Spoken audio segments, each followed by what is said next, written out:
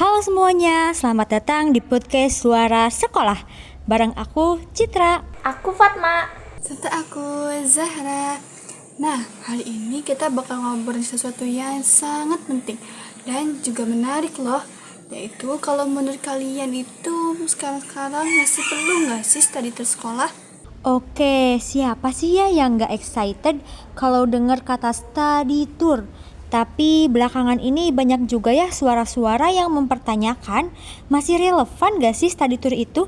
Nah iya, apalagi banyak orang tua yang merasa study tour sekarang itu lebih mirip dengan jalan-jalan, mahal, capek, belum tentu juga siswa dapat belajar. Sedangkan dari sisi anak itu pengalaman banget loh. Mereka bisa melihat dunia luar, belajar hal baru, dan keluar dari rutinitas sekolah. Nah, apalagi mereka itu diajak ke tempat bersejarah atau science center. Oke, kita bahas dulu nih sisi positifnya. Menurut kalian, manfaat study tour itu apa sih? Menurutku yang paling kelihatan sih anak itu jadi lebih tahu tentang hal-hal yang dipelajari. Seperti misalnya belajar sejarah atau pergi ke museum, itu kan bisa nempel banget ilmunya. Betul banget, aku juga setuju. Plus ini juga bisa ngasah kemandirian anak, kerjasama kelompok, dan empati. Nah, apalagi kegiatannya itu terstruktur dan ada tugasnya. Tapi sayangnya kadang realitanya nggak kayak gitu ya. Banyak yang bilang cuma foto-foto, ke tempat wisata, shopping, terus pulang. Nah, dan ini juga jadi sorotan, apalagi kalau biayanya mahal, tapi nggak ada unsur edukatifnya. Orang tua juga jadi mikir dua kali kan? Ngomong-ngomong soal study tour, kalian masih ingat gak sih pas waktu kejadian di Subang tahun 2024 lalu? Oh iya, yang kecelakaan rombongan siswa SMK di Ciater itu ya? Iya, itu parah banget. 11 orang meninggal, termasuk siswa dan guru. Miris sih, ternyata bus yang dipakai itu nggak layak jalan. Ini kan bikin banyak orang makin khawatir tentang keamanan study tour. Nah, iya betul banget. Belum lagi di tahun-tahun sebelumnya. Dan ada kecelakaan juga loh di Magetan tahun 2023 lalu, yaitu rombongan SMP. Untungnya mereka itu nggak ada korban jiwa, tapi banyak yang luka-lukanya. Jadi memang faktor keselamatan ini nggak bisa dianggap remeh ya. Harus banget ada SOP, pemeriksaan kendaraan, dan pemantauan dari sekolah. Kalian setuju nggak kalau misalnya study tour itu tetap ada, tetapi lebih dibatasi dan diawasi? Kalau menurut aku sih setuju, tapi harus jelas tujuannya dan harus ada buku panduan dari sekolah, bukan cuma paket wisata aja. Bahkan bisa dipikir nih alternatifnya apa. Misalnya virtual tour ke museum atau kolaborasi dengan kampus. Gitu, ya nggak sih? Atau membuat kunjungan ke tempat yang deket-deket saja, tetapi tetap meaningful. Gak harus jauh-jauh keluar kota. Tapi ngomong-ngomong, aku pernah baca nih di kolom komentar berita tentang study tour itu. Nah, banyak netizen yang bilang kayak, udahlah stop aja study tour, gak penting. Ya, aku juga lihat tuh ada yang bilang daripada study tour mending buat tabungan pendidikan atau kegiatan lain yang lebih aman. Tapi apa iya se-ekstrim itu harus dihapus?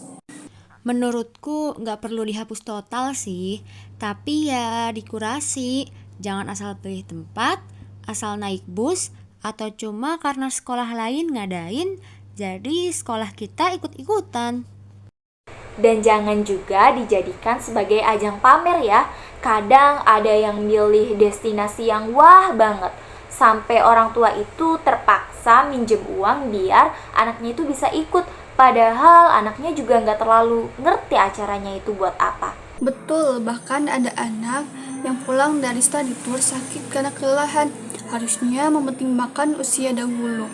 Misalnya nih seperti anak SD, mereka jangan terlalu bawa ke tempat yang jauh dan jangan pula padat acaranya. Bener, apalagi kalau acaranya terlalu padat, jam istirahat kurang, makan pun seadanya. Disitulah kadang penyakit muncul. Belum lagi kalau tempat inapnya nggak layak. Aku punya cerita nih, keponakanku tahun lalu itu ikut study tour ke Bandung. Dia itu masih kelas 5 SD, pulang-pulang dia itu demam tinggi, ternyata kecapean. Katanya cuma tidur 3 jam dalam semalam, karena rame banget, sekamar itu isinya 8 orang. Wah, bahaya banget sih. Ini mah bukan cuma secara fisik, tapi psikis juga. Kalau anaknya belum siap mah, nanti malah bisa trauma.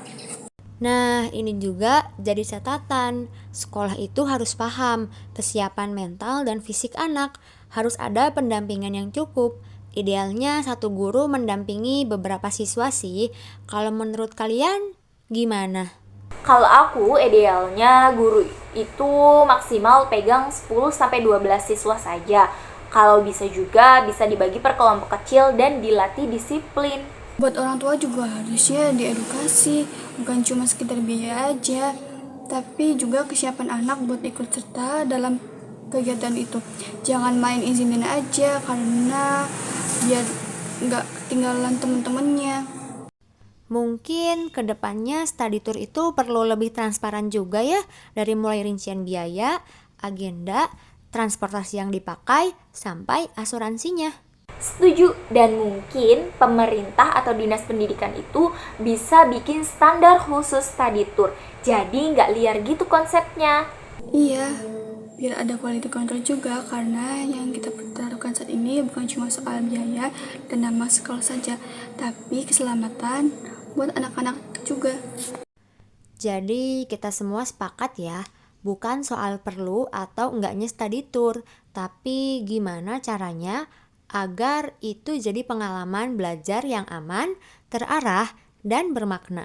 Yes, bukan cuma sekedar jalan-jalan aja, tapi juga ada nilai edukatif dan tanggung jawabnya. Dan yang paling penting, keselamatan adalah prioritas utama. Oke, terima kasih buat kalian yang udah dengerin dari awal sampai akhir. Jangan lupa share opini kalian juga ya. Harusnya study tour tetap ada atau dihapus aja. Dan kalau kalian punya pengalaman study tour yang seru atau justru menegangkan, bisa kirim ke kami ya. Sampai bertemu di episode Suara Sekolah selanjutnya. Dadah!